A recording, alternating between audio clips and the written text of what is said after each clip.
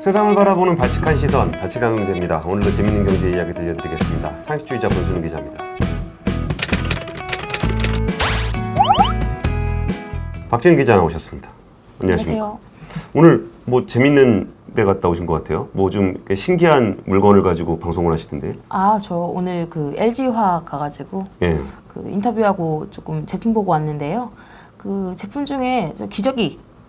기저귀, 애기 기저귀. 애기 기저귀에 기저귀 보면 신기하잖아요. 애기들이 뭐 쉬를 엄청 하는데 그게 잘 안 새고 예. 딱 그 잘 있습니다. 근데 그게 안에 들어가는 고흡수성 수지라는 제품이 안에 들어가 있는데 물을 흡수하는. 네, 예, 물을 그게 무게보다 200배의 물을 자기 자기 무게보다. 무게보다 물을 흡수한대요. 그래서 그거 관련 제품을 보고 왔는데 그게 원래는 이제 플라스틱이라기보다는 석유화학, 나프타를 기반으로 해서 그거를 뭐 프로필렌인가 그걸로 다시 가공을 하고 또 다른 걸로 가공을 몇 차 가공을 거쳐가지고 그걸 만드는데 그걸 좀 나프타가 아닌 친환경 원료로 폐식용유, 뭐 판부산물 뭐 이런 걸로 만든다고 해요. 그래서 그거를 샘플 어차피 생긴 건 다 똑같아요. 네, 보고 왔는데 거기에 대한 뭐 시장이 좀 커지고 있구나. 그래서 제가 찾아봤는데 근데 그게 가능하기만 하면 네네네. 지금의 플라스틱 시장을 대체하려고 하는 거잖아요. 그렇죠. 지금 그러니까 석유화학을 기반으로 하는, 그러니까 나프타를 기반으로 하는 어떤 원료들을 좀 대체하려고 하는 그 친환경을 세 가지 크게 나눠볼 수 있는데요. 예. 그 재활용하는 게 있고요. 그 다음에 분해되는 게 있고 원료를 바이오로 바꾸는 게 있는데 오늘 제가 보고 온 거는 원료를 바이오로 바꾸는 거, 그거고요. 그거는 가장 좋은 건 생산 과정에서 탄소 배출이 좀 많이 줄일 수 있다는 거. 왜냐면 나프타를 가공하는 과정에서 열을 엄청 많이 집어넣어가지고 석유화학 단지 가시면 막 연기 엄청 나잖아요. 막 그런 식의 가공 방법이 필요한데 바이오는 그렇지가 않나 봐요. 그래서 그런 얘기들을 좀 듣고 왔습니다. 근데 이게 그 예전에 그 LG화학이 LG에너지솔루션 분사하면서 했던 얘기잖아요. 네네네네. 자신들이 하고 있는 석유화학 제품을 친환경 쪽으로 바꾸려고 그런다. 네네. 근데 사실 이게 어마어마한 시장이 되긴 할 겁니다. 이게 지금의 지금 플라스틱 때문에 생겨나는 그 자연 환경 문제가 굉장히 심각하잖아요. 그쵸. 물론 탄소 배출도 그렇고. 네. 그러면 이것이 지금 현실적으로 아직 좀 그 가격적인 측면이라든지 품질이 아직 그 정도가 안 나와서 그런데 장기적으로 결국은 다 바꿔야 되는 그런 부분이기 때문에 정말 우리나라를 비롯한 글로벌 화학사들이 가장 관심이 가지고 있는 사업이기도 할 것 같아요. 네네. 물론 미래 사업이긴 하지만 아직까지는 그게 가시적으로 대안이 되기에는 조금 미흡하다 보니까 이게 지금은 초기 기술 단계인데 앞으로 성장 가능성은 좀 무궁무진한. 네, 무궁무진하고 LG화학에서는 3조 원 투입한다는 계획을 밝혔고요. 이번에 갔다 온 거는 제가 왜 갔다 왔냐면 그 개발은 오래전부터 하고 있었는데 처음으로 수출에 성공했어요. 그래서 이제 그게 해외에 있는 그 기저귀 제조 업체에 이제 납품이 돼가지고 이제 그게 좀 그 사실 이 부분은 거의 뭐 십 년 전 전부터 계속 연구가 되고 왔었는데 그 이제 실제적인 어떤 결과가 좀 나오고 있어서 제가 한번 문의드려가지고 갔다 왔고요. 네, 뭐 말씀하신 대로 앞으로 좀 더 그런 시장이 많이 커질 거라고 예상되고 있어서 화학사들의 움직임 그리고 그게 또 제품별로 엄청 다양하거든요. 그쵸. 그 다양한 제품들이 어떤 또 부산물이나 어떤 그 바이오 원료로 대체되는지 이런 것도 조금 살펴볼 필요가 있을 것 같습니다. 좀 잘 됐으면 좋겠어요. 이게 그 우리가 빨대 안 쓰고 뭐 그러려면 좀 불편하잖아요. 네, 근데 그거를 진짜 친환경 재료로 해서 우리가 좀 마음껏 좀 이렇게 그러니까 지구를 위해서는 들쓸 생각을 해야 되는데 그래도 지속 가능성을 확보하려면 우리가 좀 편하게 사용할 수 있는 부분도 있어야 되니까. 뭐 사실 조금 문제는 우리가 그 가격의 부담을 더 가져가야 될 수도 있다. 근데 가격 부담은 좀 더 해야 될 필요는 있는 것 같아요. 그럴 거예요. 소비자에게 조금 정화되는 부분이 있을 텐데 그건 뭐 전 지구적으로 조금 동참한다는 의미로 조금 높아지는 거는 감수하는 지금 그 정도의 인식은 사람들이 된 것 같아요. 사실 오늘 주제는 이건 아니고요. 우리가 주제는. 그 박지은 기자가 이제 지금 사람들 사이에서 이름은 알지만 소외돼 있는 회사들, 효성이라든지 뭐 코롱이라든지 우리가 이름은 많이 들어봤지만 이게 좀 근데 뭐 하는 회사인지 물어보면 조금 잘 모르겠는. 그리고 그 회사들이 뭔가 그 자신들이 그동안 해왔던 사업에서 변화를 주고 있는. 그래서 그 회사가 이런 회사였어? 라고 생각할 수 있는 회사들을 지금 박진 기자가 좀 요새 뭐 거의 시리즈 전하듯이 계속 하고 있는데 그 중에서 오늘은 어디죠?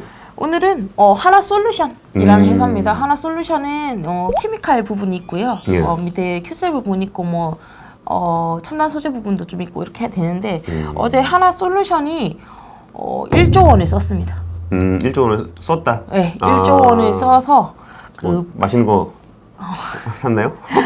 RES 프랑스라는 맛있는 회사를 샀습니다. 프랑스 하니까 좀 맛있어 보이긴 하네요. 근데 한화도 좀 애매하긴 해요. 한화가 뭐 하는 회사인지 아냐 그러면은 옛날에 뭐 이렇게 화약 네, 만들던 그렇죠. 회사고 네. 그리고 이제 그 이후에 그 대한생명을 인수하면서 금융 파트를 네, 만들었고 네. 그리고 이제 명성콘도를 네. 인수해서 하나 하나 리조트를 리조트, 네. 하고 있는데 하나가 이제 그룹이라고 하는데 도대체 원래 뭐 하는 회사지? 뭐 그런 게 있었는데 어느샌가 진짜 큐셀은 전 세계 1위 태양광 회사를 인수해서 지금 미국에서 1등 네, 있잖아요. 하고 있죠. 그러니까 그런 부분들 참 막 이렇게 그 주식하시는 분들 정도만 알지 그 하나라는 이름은 알지만 뭐 불꽃놀이? 불꽃놀이.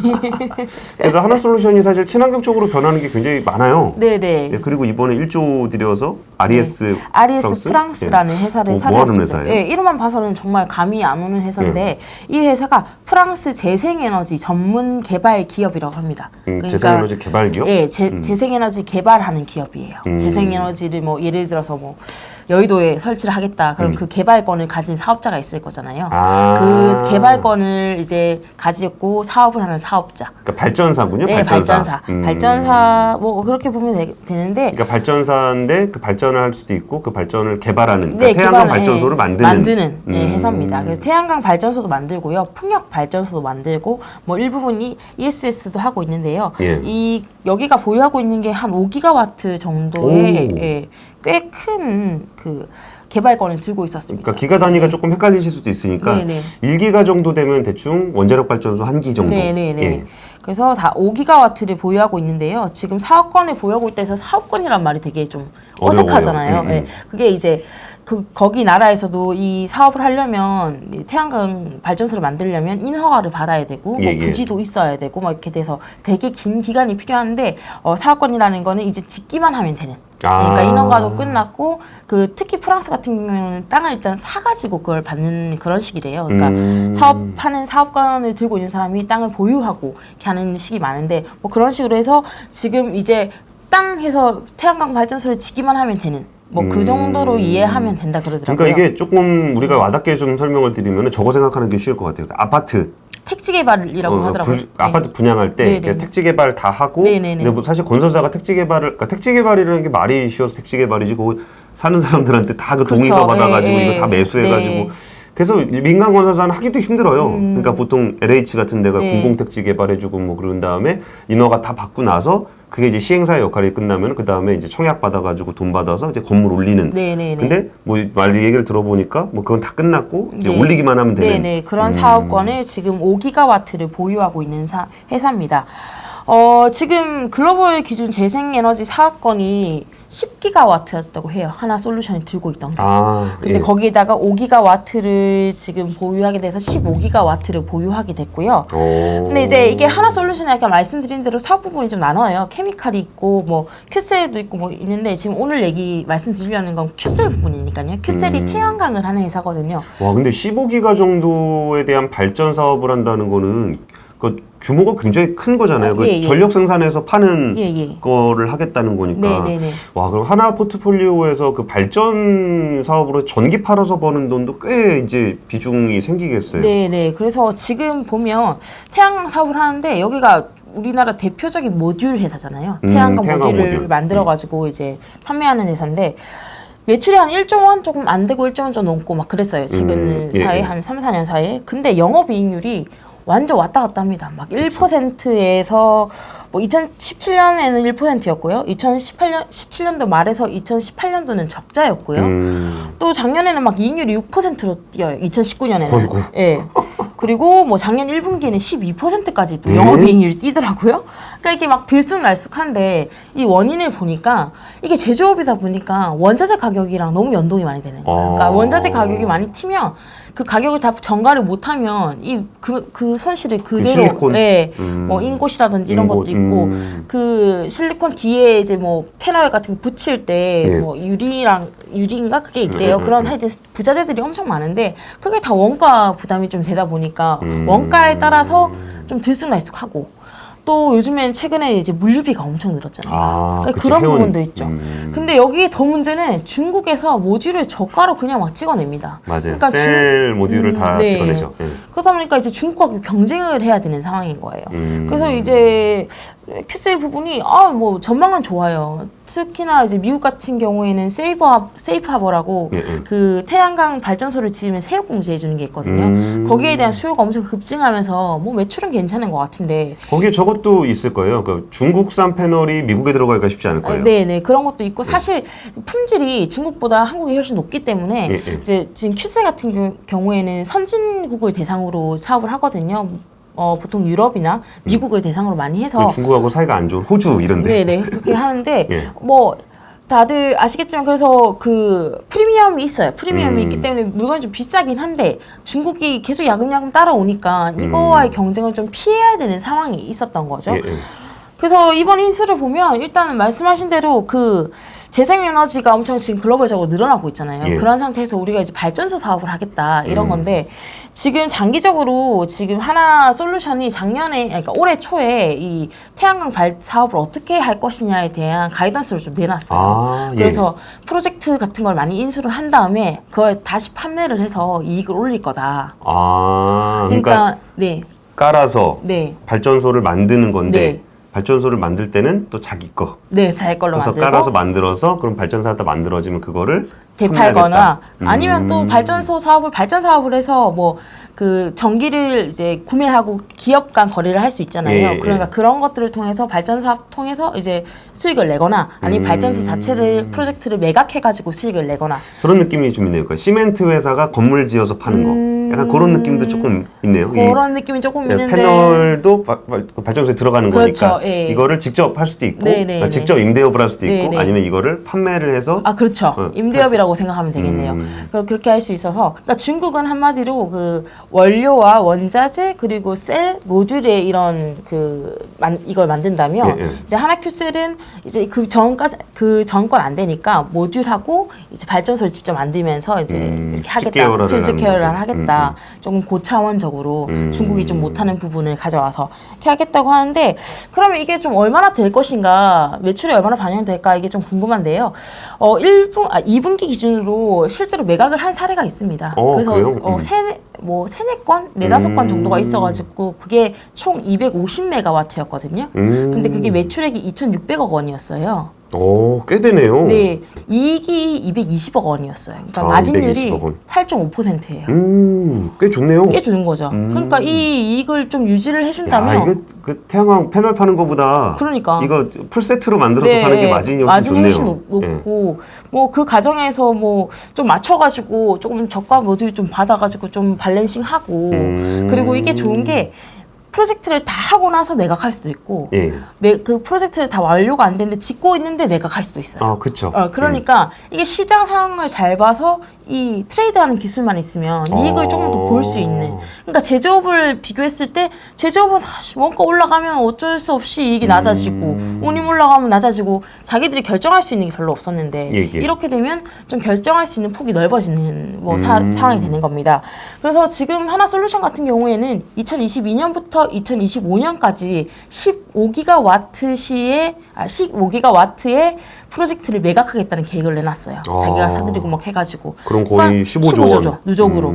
이게 아마 조금 지금 들쑥날쑥하는 이런 큐셀의 이익을 장기적으로 조금 이 변동성을 좀 낮출 수 있는 효과를 가져올 수 있지 않을까 이런 생각이 들고요. 좀 제일 좋은 점은 사실 중국의 그 저가 공세가 가장 무서웠잖아요. 사실 예전에 하나솔루션은 폴리실리콘도 막 자기들이 만들고 막 그랬었는데 그 사업을 사실 중국이 주도권을 다 들고 가면서 할 수가 없어서 다 매각했어요. 근데 그렇게 중국하고 이렇게 경쟁하는 게 사실 되게 안 좋은데 그런 부분을 피했다는 거에 있어서 좀 의미가 있는 것 같고요. 그러니까 아랫단을 버리고 윗단을 잡은 거네요. 그렇죠. 전방 쪽을. 근데 좀 웃긴 거는 이거 사업을 표현할 때는 이거 다운스트림이라고 표현하거든요. 개발 사업을. 그래서 이 다운스트림을 좀 넓히면서 이렇게 할 수 있다. 이게 좀 좋은 것 같고요. 큐셀이 그리고 태양광을 하는 회사지만 원래 그린 에너지 회사가 되겠다고 선언을 했었잖아요. 그래서 태양광뿐만 아니라 풍력을 좀 하고 싶어 했었어요. 근데 여기 회사가 풍력 또 한 50% 사업권을 들고 있는 거거든요. 그래서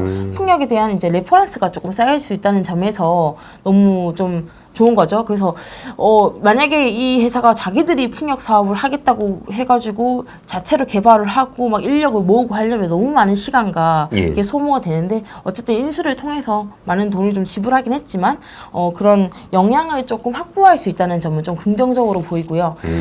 조금 더 장기적으로 되게 이제 로망을 좀 얘기해 볼게요. 로망이라고 해야 되나요? 좀 청사진을 우리 희망회로를 한번 돌려보죠. 희망회로를 돌려보면 이제 수소를 좀 하고 싶어 하잖아요. 그쵸. 하나솔루션이. 근데 이 수소에서 중요한 게 사실 수소를 전기로 분해를 해야 되니까 전기를 무엇으로 만드느냐도 중요해요. 진짜 완전 그린한 수소가 되려면 그 태양광이나 풍력을 발전해서 만든 전기로 수전의 기술을 해서 거기서 수소를 나오게 해가지고 그린 수소라고 하죠. 그렇게 만들어야 되는데 태양광이랑 수소 지금 당장은 아니지만 그 태양광과 풍력 발전소 옆에 수전에 시킬 수 있는 그런 걸 같이 세워가지고 수소 에너지를 이제 남는 풍력과 태양광을 통해서 수소 에너지를 좀 발전시킬 수 있는 이런 방향도 하나에서는 좀 생각을 하는 것 같아요. 이전에 그 니콜라라고 물론 사기로 더 드러나긴 했지만 거기서 하려고 그랬던 것도 이제 태양광, 그러니까 한화의 태양광을 깔고 그 밑에 이제 내리라는 회사의 수전의 설비를 이용해서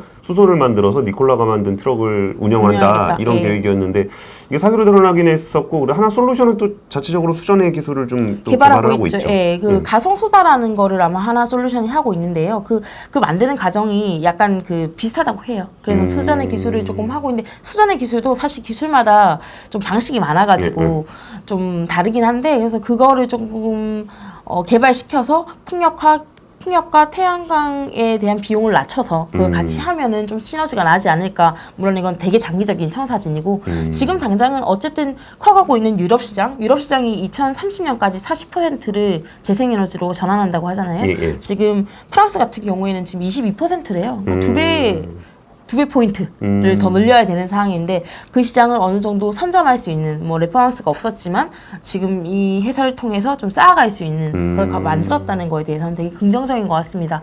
그 하나솔루션이 사실 유상증자를 크게 했죠. 1조 원 넘게 했어가지고 그 돈을 가지고 뭘 할까 봤는데 여기 일단 1조 원을 썼고 이번에는 그 산업은행에 요청을 해서 그 친환경에 돈이 들어가면 좀 스프레드를 깎아주는 게 있나 봐요. 이자 깎아주는 거. 그거를 좀 요청할 계획이라고 해요. 그래서 그런 자원들을 자산들을 조금 친환경적으로 좀 전환하고 있다는 거 이건 좀 긍정적이고 또 매출이 딱 확실한 뭐 1기가와트 팔면은 1조 원이다. 이게 좀 지금 그 전에 쌓여 있는 그게 실적이 있는 거를 좀 가져와서 저는 2022년에 조금 기대해 봐도 되지 않을까 생각이 듭니다.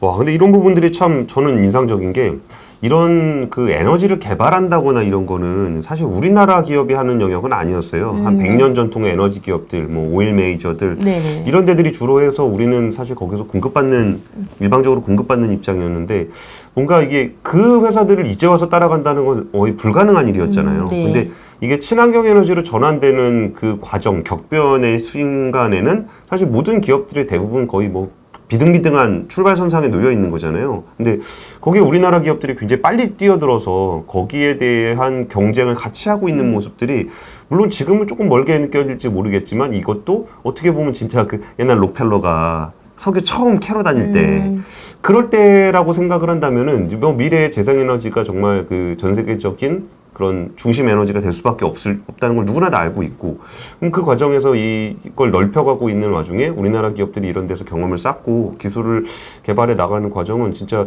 한 10년, 20년 후에 돌아보면은 아 우리나라 산업의 포트폴리오가 많이 달라져 있구나 라는 걸 느낄 수 있는 그런 계기가 되지 않을까 싶기도 하네요. 참 하나라는 기업도 참 흥미로워요. 네, 하나가 사실 하는 게 많아요. 방산도 하고요. 특히 최근에는 야구도 하죠. 하나였고요.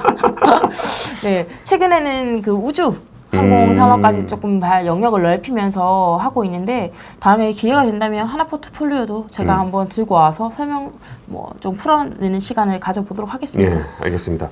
우리가 항상 알고 있지만 정작 뭐 하는 일인지는 잘 모르겠는 그런 회사 시리즈 의도치 않게 진행이 되고 있는데 하나그룹의 변화도 이게 뭐 세대별 변화기도 하고 우리가 네. 글로벌한 산업 지형의 변화기도 하고 우리나라의 주요 사업군의 변화기도 하잖아요. 네. 이런 현장에 우리가 있다라는 거를 항상 생각해 본다면 앞으로 펼쳐질 미래의 주역이 항상 남의 일이 아니라 우리가 될 수도 있다라는 거 한번 생각하면서 오늘 준비한 얘기는 여기까지로 마치겠습니다. 지금까지 발칙한 경제였습니다. 감사합니다.